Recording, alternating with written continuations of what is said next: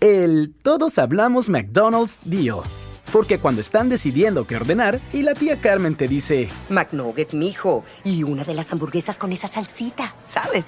ya tú sabes que eso significa una Big Mac. Y lo sabes porque tú también amas esa salsita. Hay un meal para cada cena familiar en McDonald's. Compra uno de tus favoritos como unos McNuggets de 10 piezas o una Big Mac y te llevas otro por $1.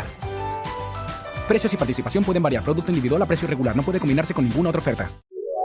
This is a Rogue Media Network podcast.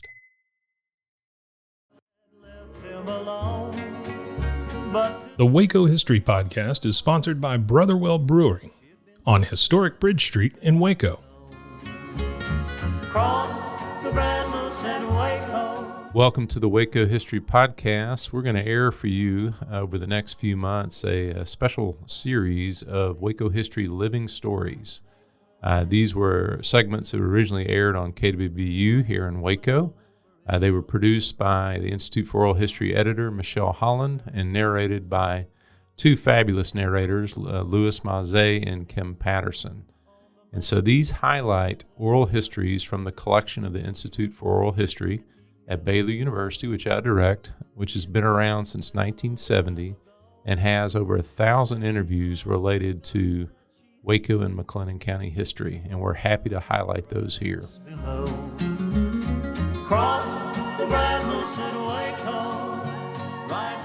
In this Living Stories excerpt, we hear oral histories about early automobile travel.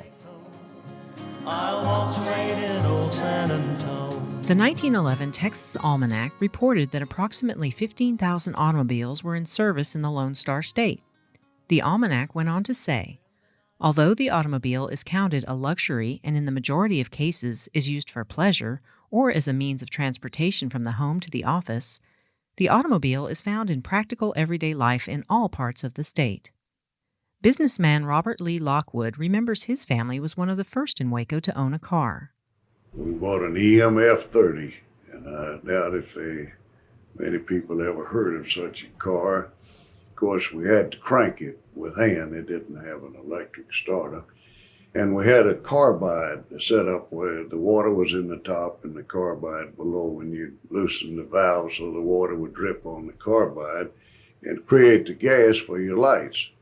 Of course, the taillight was an oil lamp that was used. Lockwood describes car trips in the early 1900s. Your tires were a constant problem.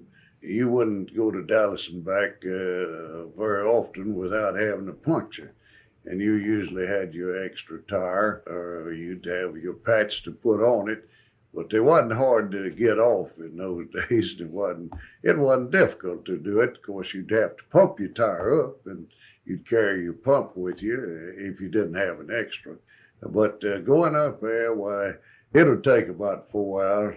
The roads would winding, and it would probably, well, you'd probably stop a time or two to get water in your car and possibly check your oil or something.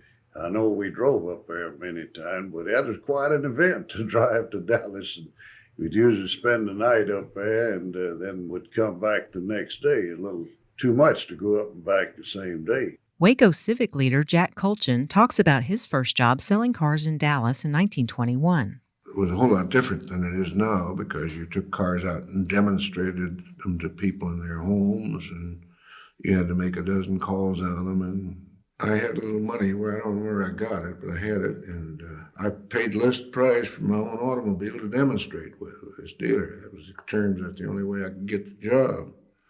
He would give me a dime discount to buy a demonstrator. Many people in the 1920s were buying cars for the first time, and Colchin recalls that salespeople often had to show customers how to operate them.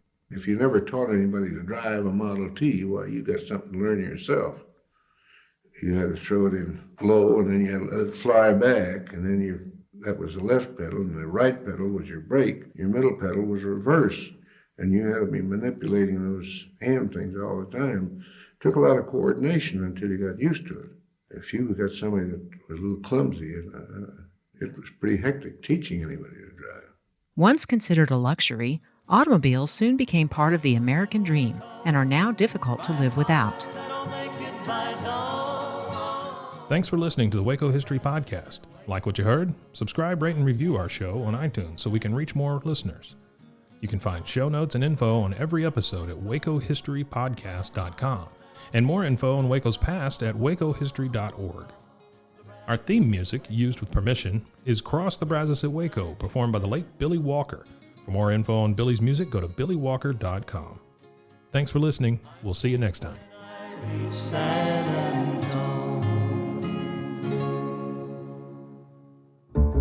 This has been a Rogue Media Network production.